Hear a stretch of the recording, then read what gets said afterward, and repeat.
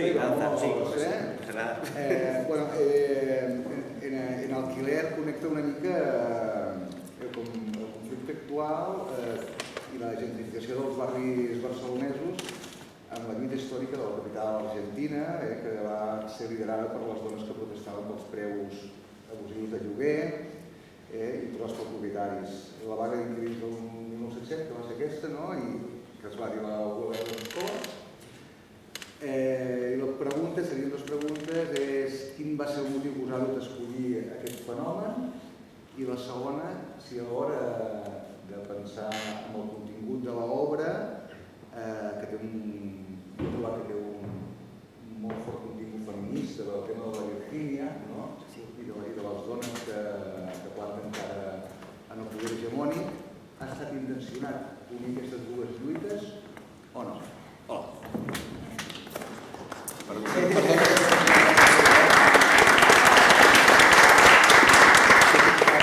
No sé si has escuchado has escoltat. Un poco si... Repeteixo la pregunta, Quin va ser el motiu que us va dur a escollir aquest tema i si l'obra, ja que té un fort contingut feminista també, amb la Virgínia, si ha estat intencionat aquest unir les dues lluites, una mica? Sí, un poco sí. Nosotros somos los dos antropólogos y de hecho nos conocimos en la facultad, queríamos trabajar, porque la filosofía también de Porta Cuatra es mirar desde la antropología lo que está pasando a nivel social para llevarlo al teatro.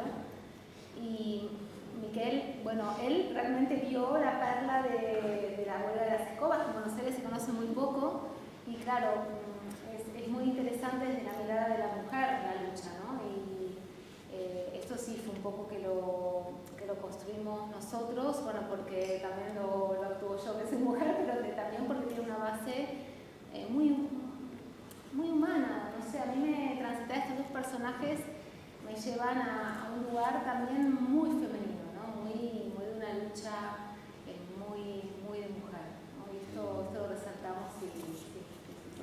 Yo creo que el propio hecho de la huelga de las escombras estaba llevado a cabo por mujeres, entonces el contenido feminista estaba ahí, porque la propia huelga ya la llevaban ellas.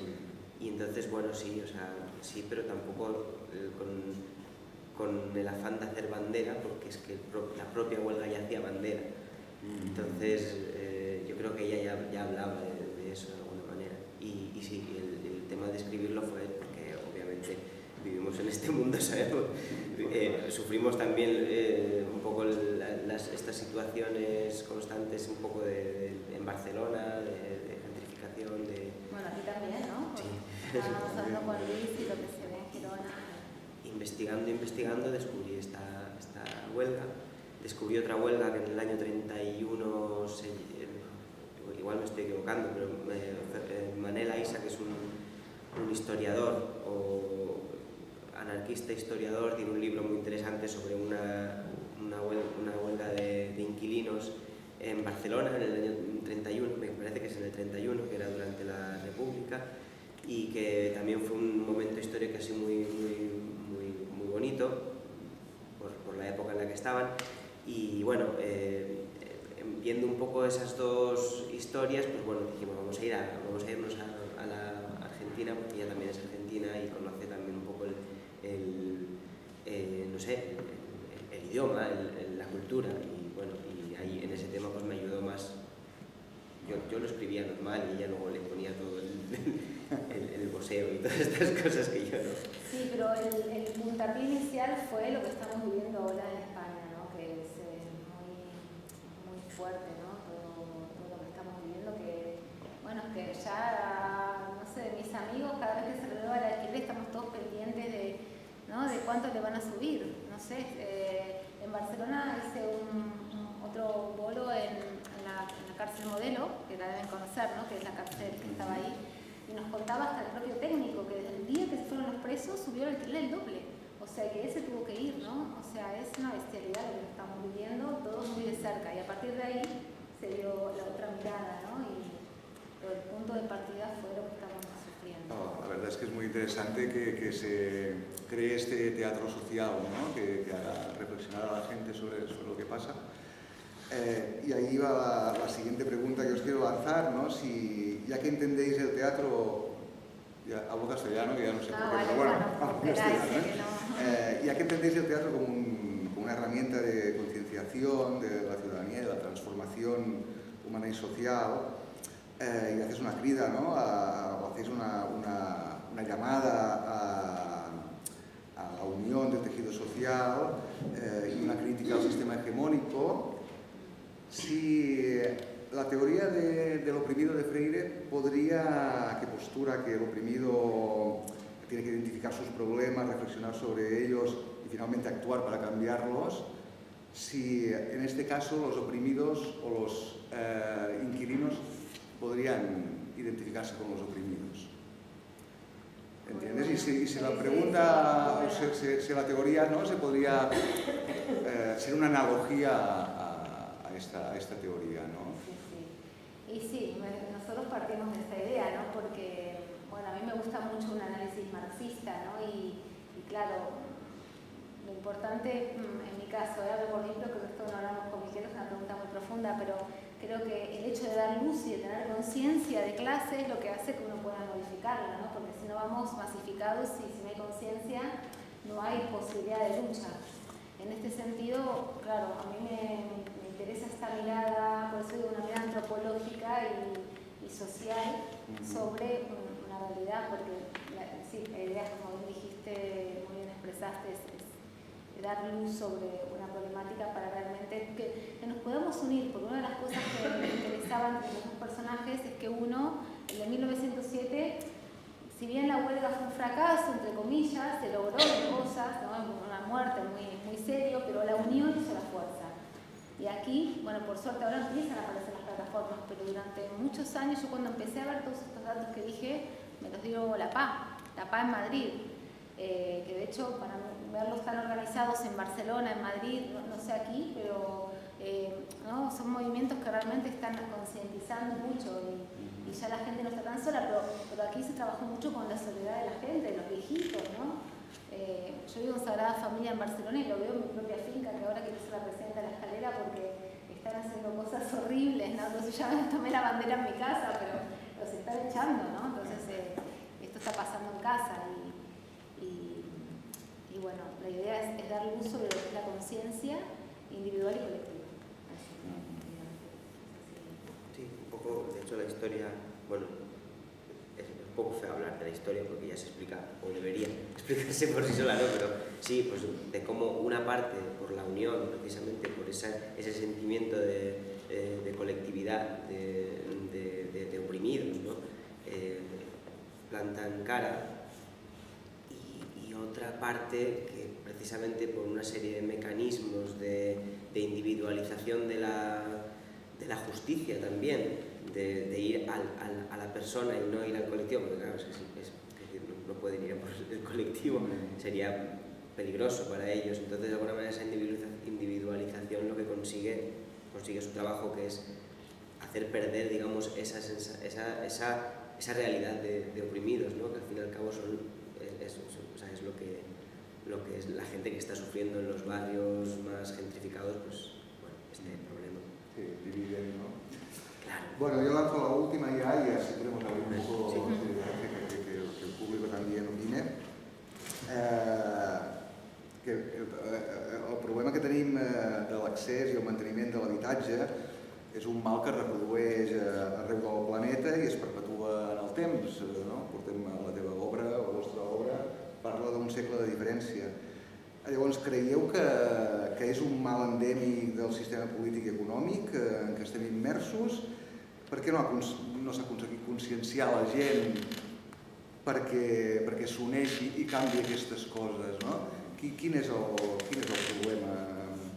Que no ha aconseguit col·lectivitzar aquesta lluita, que jo crec que és de classe, perquè en definitiva és una lluita.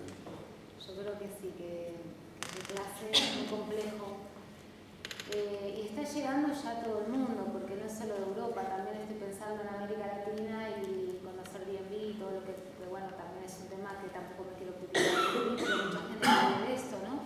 Pero la especulación yo creo que tiene que ver con el capital, ¿no? Y el capital es económico, lo manda la economía, son 5 o 10.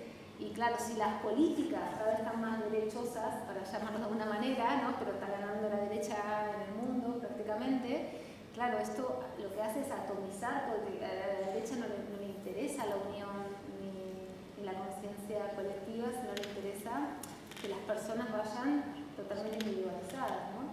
Entonces, claro, sí, es un tema, yo no sé si de clase, porque ya esto le pasa a todas las clases, por lo menos la clase media, si es la clase alta no le pasa, ¿no? Pero la clase alta, si hablamos de clase, está más enriquecida y la clase media y la clase baja cada vez está más pauperizada, ¿no?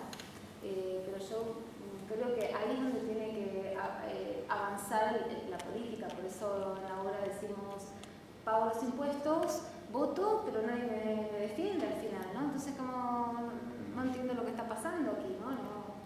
Bueno, y que la clase baja, digámoslo así, es la más amplia, cada vez se amplía más. Totalmente, totalmente.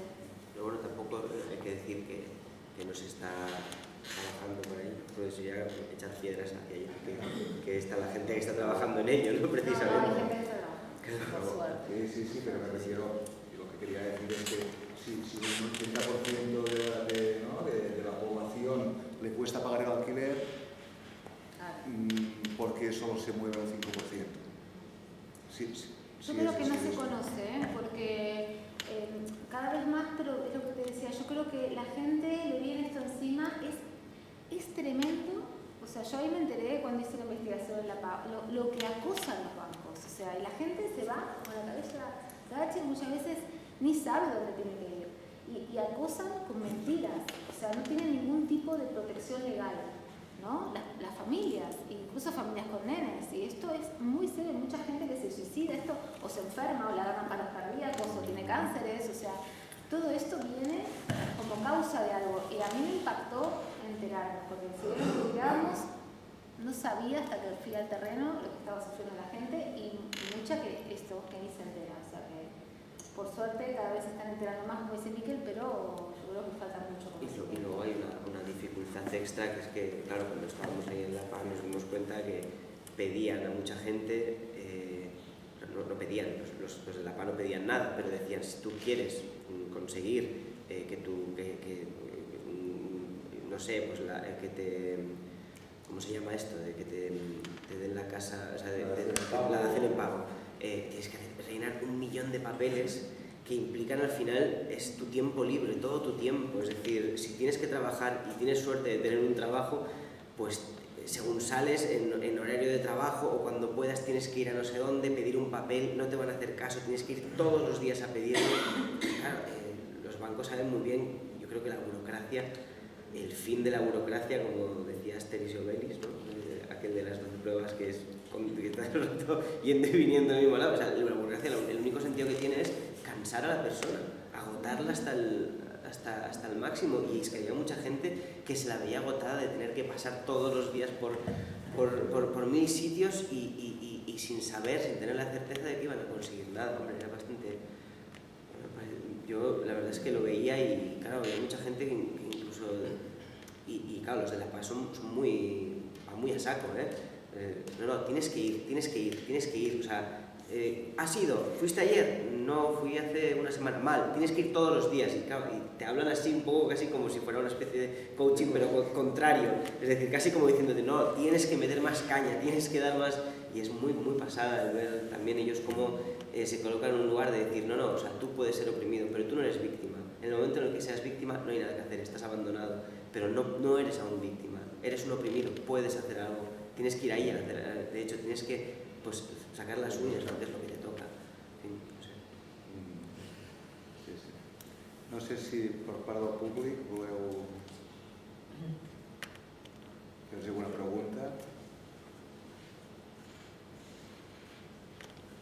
No. És més un comentari que una pregunta. Ja ho han comentat ells, però a mi el que m'ha interessat més és aquesta confrontació que la fa l'obra amb el pas del temps de la individualització versus el col·lectiu, no? Que en realitat és una de les grans batalles perdudes per la classe treballadora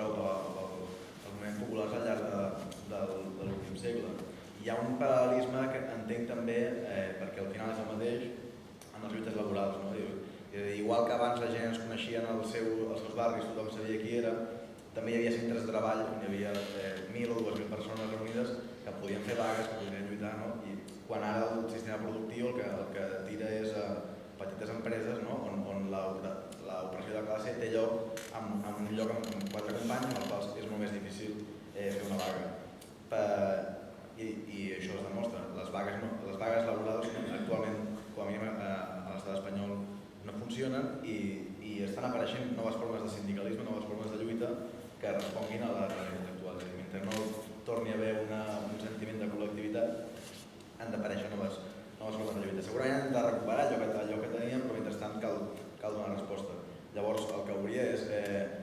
Calen, per tant, és a dir, jo penso que una vaga de llogaters no seria una iniciativa que ara fos factible, per tant, està bé mirar el passat i veure que això, bueno, en realitat no va funcionar, no? Però va ser una vaga que es va poder fer, crec que ara no podria ser. És a dir, llenço la idea de quines són les formes de lluita. La PA segurament ha donat moltes idees al llarg dels últims anys, però des del punt de vista dels llogaters, quines són les formes de lluita que podríem inventar per començar a tirar endavant aquesta lluita. Yo más que formas de lucha diría que es la concienciación a nivel personal de la necesidad de enfrentarse a esa situación con decisión, no decir, bueno, ya vendrá alguien que lo arreglará, no, individualmente cada uno tenemos que poner de nuestra parte, no sirve que te sindiques o que no te sindiques con la forma de presionar, sino a nivel personal, individual, y todo el colectivo de esa misma manera se hace suma, entonces sí. Sindicado o no sindicado, como sea. Yo lo entiendo así. Es sumar. Individualmente es muy difícil conseguir las cosas, pero para conseguirlas colectivamente, cada individuo de ese colectivo tiene que estar concienciado y comprometido a que aquello, para que surta efectos, ha de ser cada uno y juntos todos. Volia respondre i volia preguntar-vos una resposta que sí que hi ha hagut recentment un cas a Sant Joan d'Espí d'una lluita de llogaters i va guanyar. És a dir, sí que és possible que els llogaters s'ajuntin i guanyin i puguin defensar un dret que tenen com és l'habitatge. Això és possible. És possible. A més, no sé si hi ha ningú del sindicat de llogaters, però dissabte hi ha una assemblea a la plaça de l'Assumpció, Sant Narcís, per impulsar precisament aquest sindicat de llogaters i ojalà sigui una continuïtat d'aquesta lluita que es coneixia. Aprofito per dir que formo part de la promoció. Tenim tots els protocols. I està molt bé que hi hagi aquesta lluita de Buenos Aires de referències, perquè és possible guanyar. El que veig una cosa, la pregunta que us volia fer és si expliqueu el sofriment que pateix tota persona i família que té un desnonament, si expliqueu aquest sofriment d'aquesta gent i aquesta obra, com digueu, va adreçada a aquesta gent, el que esteu fent és explicar el sofriment que pateixen.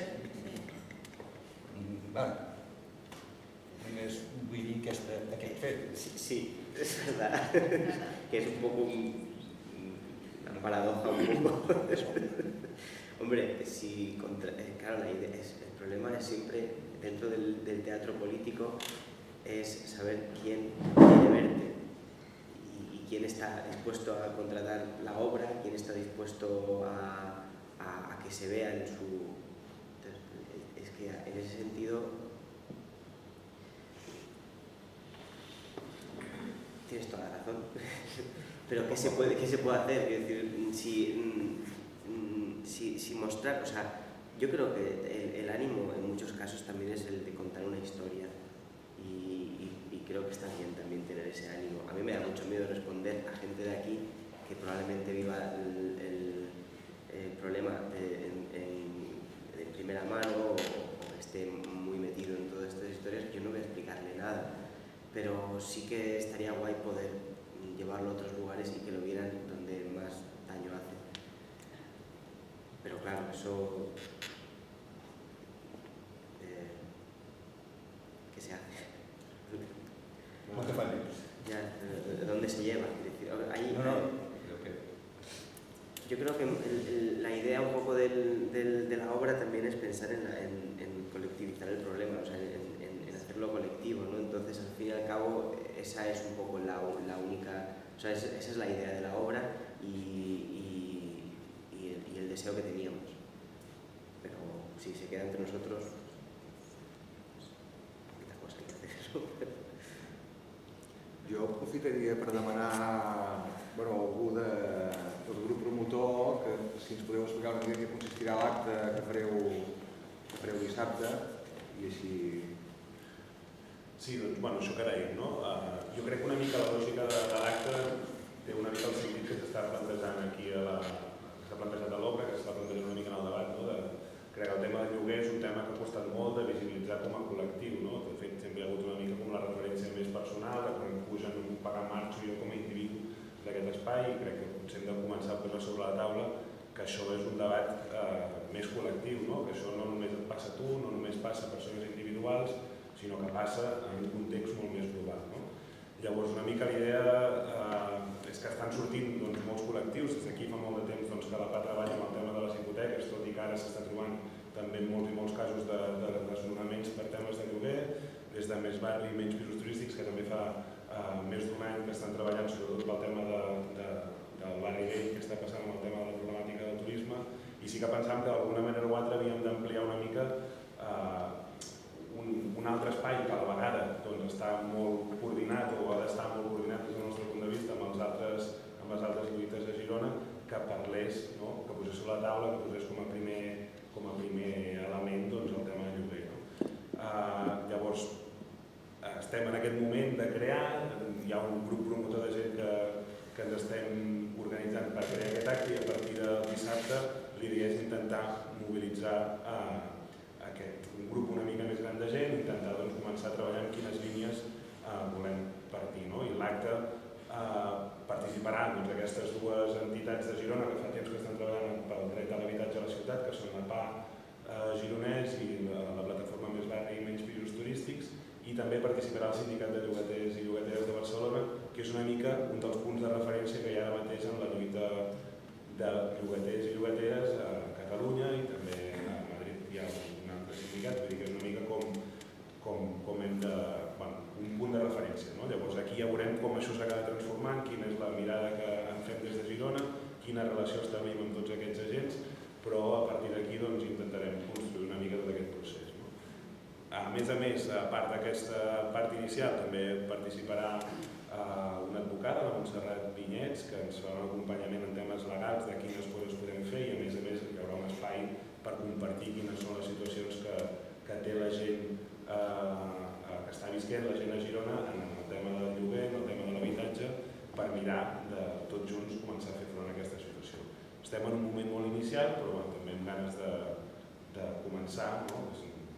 Almenys tenim aquests punts de referència, veiem això que deies, algunes realitats que sí que han tingut molta força. A Barcelona també s'estan mobilitzant en diferents situacions, en diferents casos, i la idea és, si més no, començar a caminar cap allà. No sé si algú vol fer un altre comentari. Yo quería decir que también tenemos una situación de salud que cuando una persona, yo trabajo en el sector social, entonces cuando yo atiendo a personas que no tienen empleo desde hace muchos años, han perdido o están a punto de perder su habitaje, se genera una situación emocional muy compleja que les lleva a ir al médico, ya que sin pasar necesariamente por un psicólogo o un psiquiatra, se den una serie de ansiolíticos que también te llevan a esta parálisis de no actuar, ¿no? Digamos.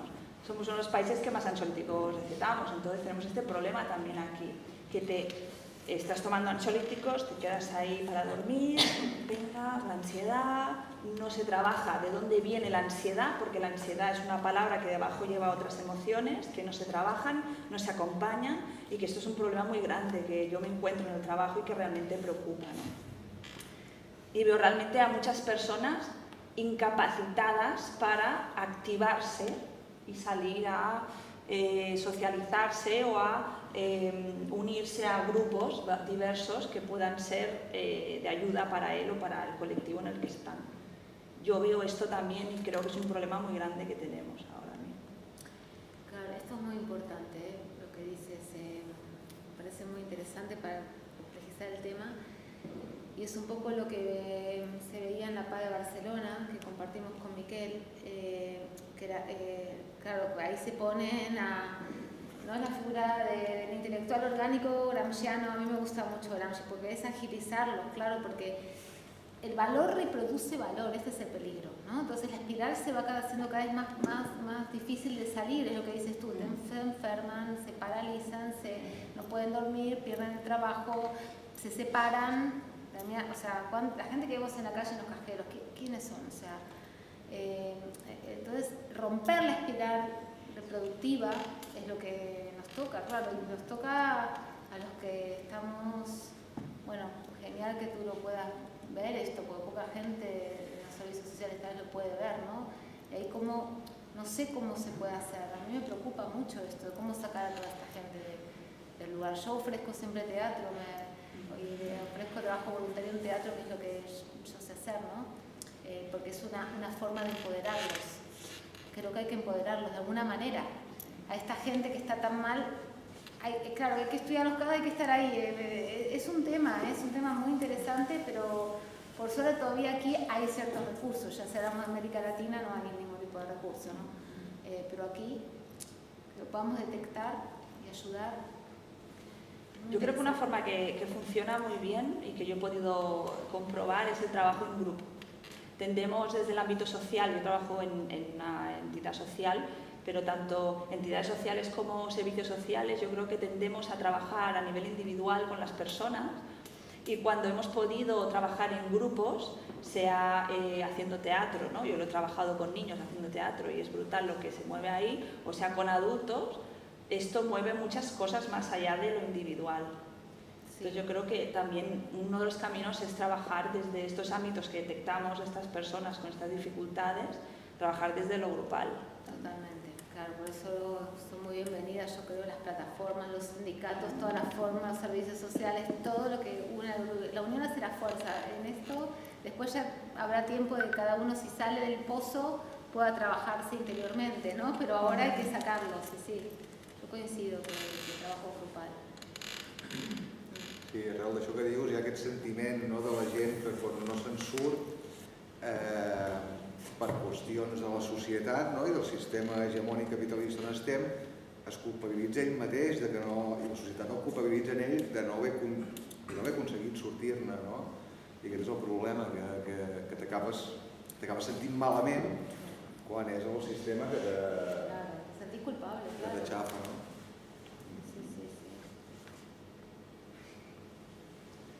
Volia tornar al tema que comentaves abans, que hi ha una escena, no, de l'obra que parles d'aquesta manca de política, no, que aquestes persones es senten soles, no, que diu que vota i que no troba ningú que lluiti, no, per la seva problemàtica.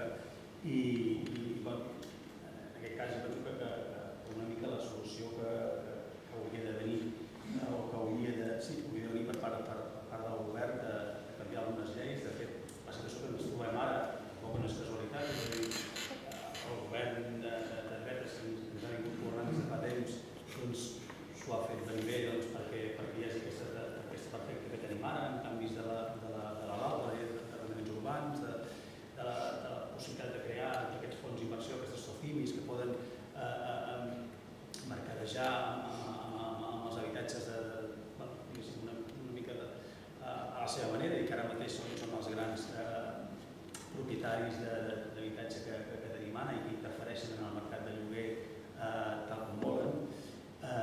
I penso que al final el que pressionar perquè els polítics canviïn algunes lleis. No sé, podem fixar en exemples com a França o com a Alemanya, que hi ha ciutats en què tenen uns topalls per llei, que els lloguers no poden pujar en funció de la demanda. I dic que en aquest cas Espanya està a anys llum d'aquests països, i sobretot el principal problema més gran que hi ha és la manca de parc públic. És a dir, que en aquesta crisi estafa que hi ha hagut, això s'ha vist, diguéssim, aquesta manca estructural d'habitatge que tenim des de fa molts anys, com al trobar-nos en aquesta crisi ja la cosa ha sigut una tempesta perfecta que realment serà complicat que en puguem sortir, però és el que diem una mica tots, haurem de posar-hi tots una miqueta de la nostra part, perquè si no la cosa no la podrem superar, per dir-ho així. En aquesta manca d'habitatge d'aquestes famílies, diguéssim, que venen de situacions d'emergència, doncs tenim tot un altre nombre de famílies també que si no es poden fer polítiques preventives doncs també acabaran en aquesta necessitat tan urgent. Que digo, el problema de hecho es que es estructural, porque es pensar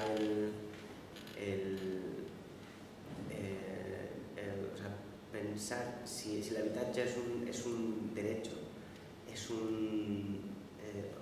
que está sujeto al mercado, debe estar sujeto al mercado, hasta qué punto puede estar sujeto al mercado, hasta qué punto no se puede regular, o aquello es directamente la jungla, es decir, el liberalismo más absoluto, la ley del mercado, cómo funciona, si realmente se piensa que es un derecho, entonces sí. Y aparte de eso, bueno, me ha flipado bastante la nueva ley que se ha sacado de la manga el Sánchez para acallar las voces que están pidiendo que la ley sea retroactiva, o sea, la de las hipotecas, ¿no? Que es curioso, de repente dice una cosa, es que, o sea, no me preocupa tanto este cambio de, aquello que ha pasado en el Tribunal Supremo, primero dicen que los impuestos los tiene que pagar la banca porque es el verdadero interesado, ahora dicen que son los hipotecados, y claro, pero en realidad la ley no tiene efecto retroactivo, toda esa gente se va a quedar sin pagar, o sea, es decir, estamos completamente sujetos a los deseos de la banca, ¿no? Pues, no sé. Vamos, que no es un derecho.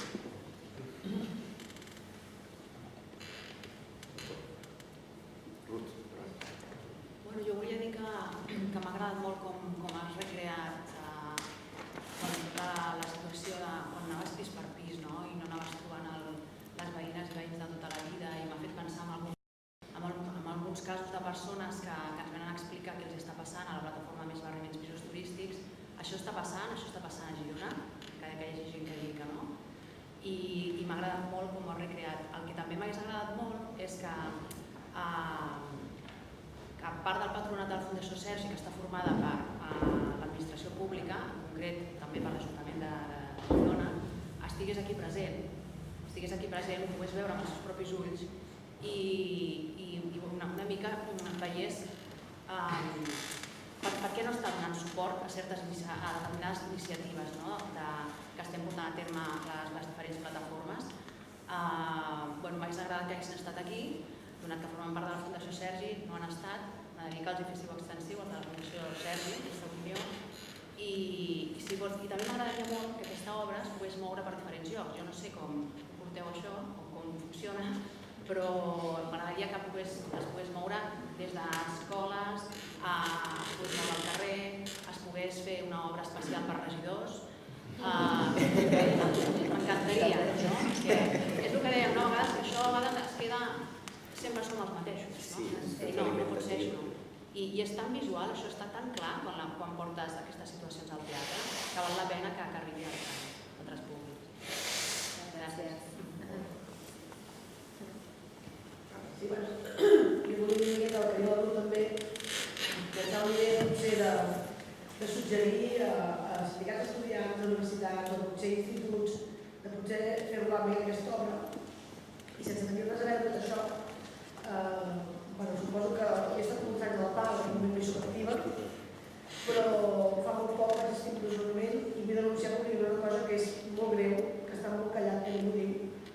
ajudava. I té a veure també amb els lloguers. I és que hi ha tot un sector social exclòs per gent sense paper, gent que no té documents, que no poden accedir a cap tipus de lloguer, i s'està creant un fenomen espantós, i és que, a veure, jo no tinc proves, però és la sensació que tinc. O sigui, hi ha edificis sencers que són de bancs i de entitats financeres que els deixen ocupar, els cedeixen sense cap document a unes màfies. I aquestes màfies són les que dicten qui entra i qui no entra en aquests pisos. Es lucren d'aquests pisos, d'aquesta manera jo diria que no sé com accedeixen, no sé com no els denuncien. O sigui, és una cosa una mica sospitosa. No sé fins a quin punt hi ha algun bypass econòmic en aquest sentit, però estan sotmesos a un mòbil tremendo, a una llei tremenda, a un silenci tremendo, i jo soc testimoni que els van desnonar i ens vam assistir amb un company de la PA i et venien una gent dient que eren del jutjat.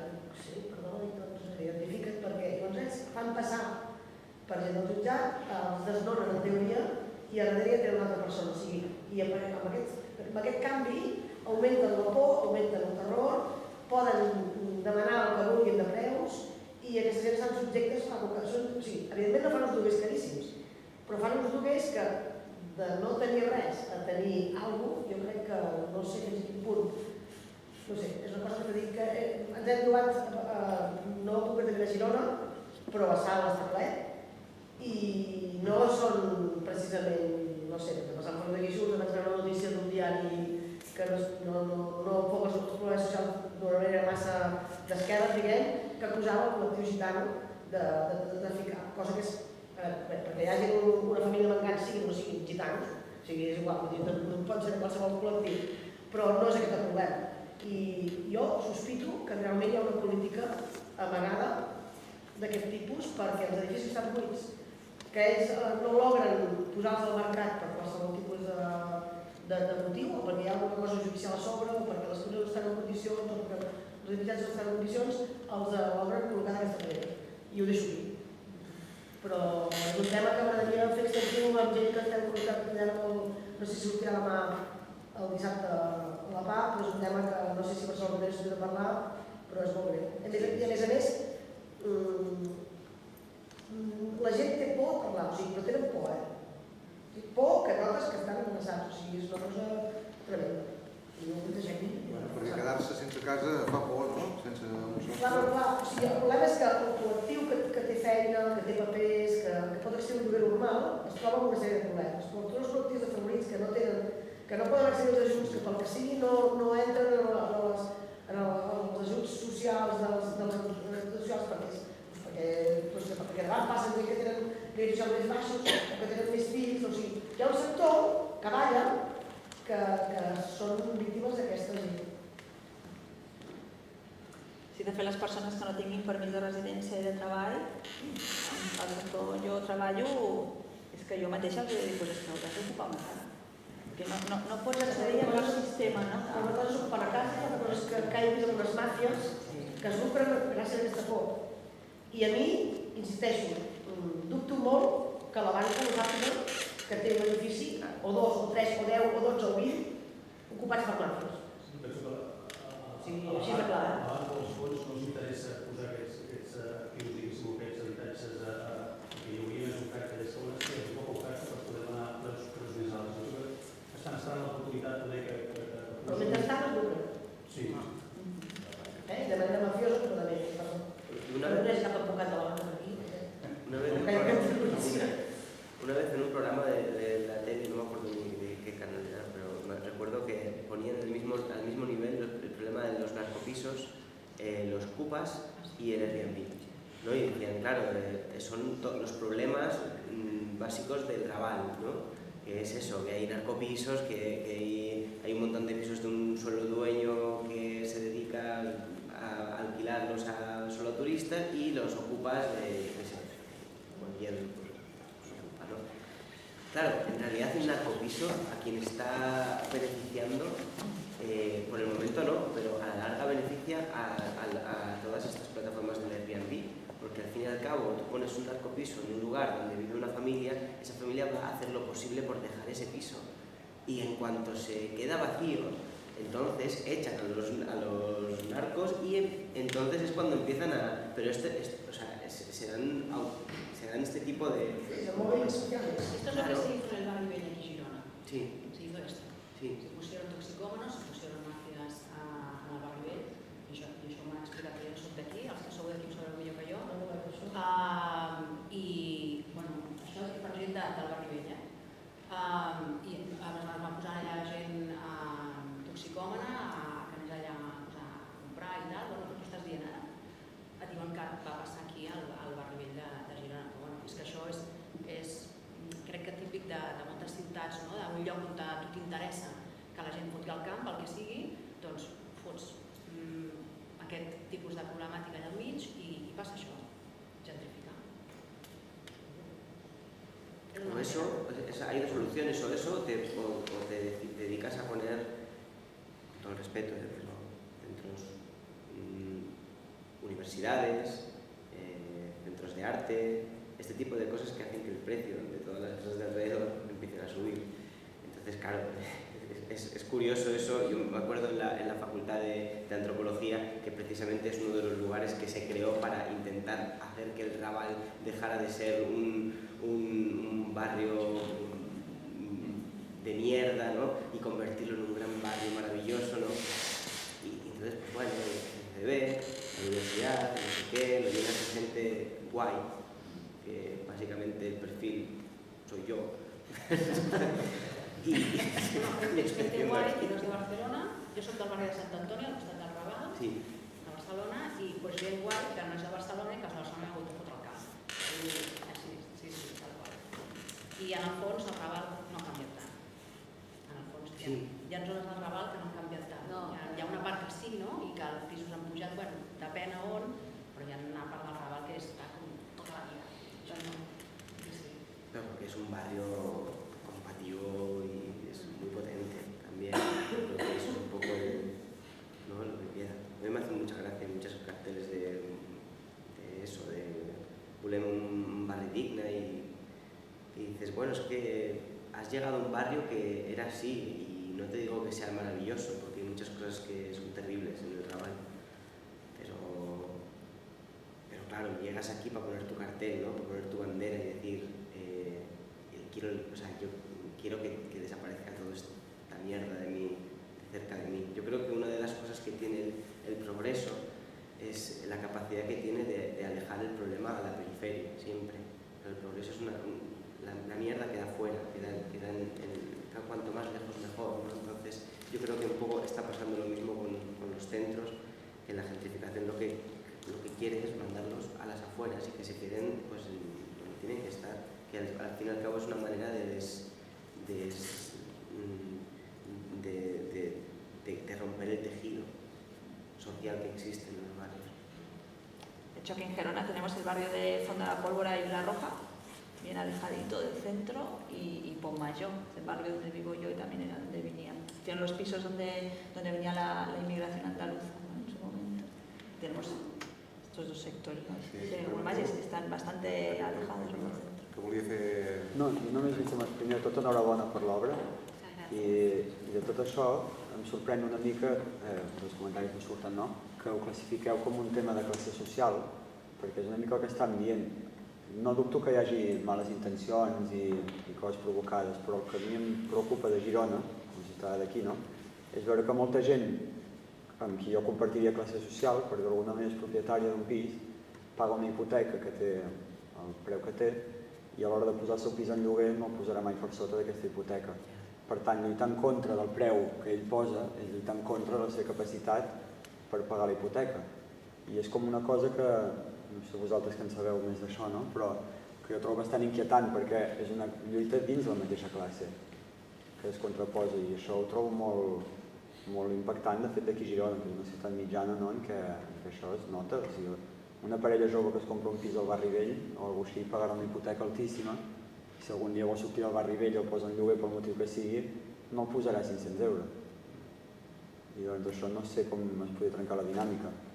Bueno, en el cas del barri vell s'hauria de veure quants pisos dels que estan en lloguer són de propietaris que tenen una hipoteca. No, però pot no ser el barri vell, però Girona ja sabem que tot està a 5 minuts, no? Vull dir que el barri vell pot ser la Tirolina, pot ser, és igual, però vull dir, passa això, no? Una parella jove que s'hipoteca, doncs home, pagarà una fortuna, sí, pagarà molt, i això fa que, clar, el preu del lloguer en els propietaris petits i mitjans no els hi pots baixar, sense perjudicar-los.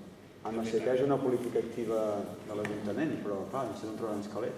Però de fet ara jo conec gent que s'està hipotecant perquè és molt més barat que llogar un pis. O sigui, que al final, jo crec que la cosa està bastant al revés. O sigui, no és una qüestió de que si hi hagi una pressió hipotecària, que potser en algun moment va ser bastant així, però hi ha gent que s'està hipotecant perquè és que li surt més a compte que llogar un pis. I estem tornant al cercle que estàvem fa no tants anys. Sí, amb això és el que vull dir, que estic completament d'acord amb tu, però la manera en què ara funciona, la gent que s'està hipotecant, s'hipoteca per un preu. Quan aquesta gent que s'ha hipotecat vulgui llogar el seu pis, no el posarà per sota del preu de la hipoteca. I això vol dir que a mig termini els preus del centre de Girona és que és impossible que baixin. Però no? És que al centre de Girona no hi ha tants gent jove amb hipoteques per comprar-se un pis. Bueno, podem expressar malament dient el centre, és igual a Girona. Però és bastant anecdòtic. La majoria de pisos són de famílies normals o són pisos turístics, gent que és el que dius tu, que va marxar i el té pagat i el lloga a pisos turístics, o grans tenidors que estan buidant tots habitatges sencers. Però una cosa que hi hagi, no sé, un 1% o un 2% dels casos que estàs dient tu, però tot i així, és el que et diu l'Albert, que el preu de la hipoteca que estan pagant a vegades és bastant inferior al preu de lloguer de mercat, Vull dir que no veig aquest problema, saps què vull dir? L'altra cosa és que es vulgui comprar una hipoteca, clar, si una persona que fa aquesta operació d'inversió i vol especular amb aquest pis per comprar un altre més car, clar, això ja no és un problema polític. En tot cas és un problema particular que es negoci amb aquest sentit. Vull dir que no entens, jo crec que des de la política habitacional no es pot contemplar de protegir l'inversor que l'únic que està fent és aprofitar la hipoteca per especular amb un altre. I no sé fins a quin punt entraria dins del dret habitacional, això saps què vull dir? Sí, Lluís ha parlat. Més que parlar d'hipoteques, el que hauríem de parlar és, com deia Joan abans, el tema de poder tenir un parc d'habitatge per lloguer social i que fos un parc d'habitatge propietat de l'administració que es pugui posar a un preu molt assequible i llavors per altra banda també posar uns lloguers segons els sous que estem guanyant. No posar el lloguer segons el lliure mercat, sinó realment, si estem parlant de que hi ha una quantitat molt important de persones que no cobren per sobre dels 1.000 euros, doncs posar un lloguer assequible a les butxaques de les persones. Llavors ens està passant el que està passant. No podem, en aquest cas, estirar més el braç que la màniga a l'hora de fer els lloguers, perquè si no aquí és la problemàtica que ens estem trobant. Que s'hauria de lluitar justament és aquesta situació d'aconseguir que els ajuntaments tinguessin un parc d'habitatge social molt més voluminós del que hi ha ara, per respondre a les necessitats que hi ha en aquests moments, i per altra banda que els lloguers que hi ha per part de propietaris privats que fos assequible segons les rendes de les persones. Aquí podria començar a trobar-se una situació molt més equilibrada per part de tothom i que justament l'habitatge fos la funció que ha de fer, més un dret a l'habitatge que un dret a l'habitatge digne segons les butxaques que tenim nosaltres. I la limitació de llicències d'habitatges d'ús turístic. Això sí, també. És bàsic a les determinades zones i és Sí, parcs temàtics ja en tenim, no cal fer res. L'únic que també hi ha sindicats de llogaters de ciutats com Berlín i altres zones del nord que tenen parc d'habitatge públic del voltant del 20%, que també es troben en situacions molt semblants al final a les que tenim aquí. Vull dir que sí, jo crec que seria un primer pas, almenys no és un pas enrere com l'Ajuntament que lloga pisos turístics per emergència habitacional. Vull dir que això és un pas enrere, un pas endavant seria anar cap aquí, però sí que realment hem de repensar igualment tot el sistema perquè al final, d'alguna manera o altra, fins i tot aquests països que tenen entre el 20 i el 30%, aquí estem al 2%, vull dir que realment estem a anys llum de tot això, tampoc estan trobant la solució a tot plegat. Evidentment, hi ha una situació una mica més estable que la que tenim aquí, també amb lloguers molt més llargs dels que tenim aquí, que al final 3 anys i posen en lloguer o els fan fora, o el que vulguis, no? Però vull dir que no... És un pas, però jo crec que no és la panacea tampoc. Aquí l'oportunitat històrica és la que deu ser el tema del rescat bancari, que ens lamentem com a perdre aquesta ocasió de poder destinar aquests habitatges a lloguer social, o hagués sigut la possibilitat de poder recuperar el temps perdut que havien. Avui aquest matí, amb una ràdio estàvem parlant del tema d'habitatge, estàvem parlant del tema de cooperativa d'habitatges, de cooperativa de propietat, com es deia, cooperativa de propietats, no? Cooperatives d'habitatges. I es deia que els països nòrdics hi ha bastants ciutats que estan fent bastant i que és una possible solució que funciona bastant bé. Però no ho he sentit gaire bé. Model Andel, també. Es conec per persona. Dinamarca està molt a tope amb això, fa molts anys, però el problema també aquí al final és compra un terreny per edificar, per fer una cooperativa d'habitatge. O sigui, al final també a Barcelona s'han facilitat un Can Batlló, es diu La Borda, és un edifici que s'ha construït de manera cooperativa, etc. L'únic que això és un sòl municipal que s'ha cedit a 75 anys i per construir això, perquè sigui, o sigui, el capital inicial que no pot invertir les famílies sigui relativament assequible, aquí hi ha hagut molta gent que hi ha posat diners. Llavors, amb la 5a proposta de cooperativa d'habitatge, si no hi ha una aposta pública real, serà molt difícil de mantenir. Tens la garantia de que no et pujaran en lloguer mai de la vida en aquests 75 anys que tu visquis allà, però aquí tindrà que... Sí, tenim una certa capacitat cognitiva. Bueno, està bastant... O sigui, com que és sol cedit, puc estar tan... Hi ha una federació, capital cultural, diguem-ho així, també, que he tingut activitats per entrar aquí, també això és una... Bé, si us sembla, gent, puc continuar la xerrada a fer una cervesa? Sí.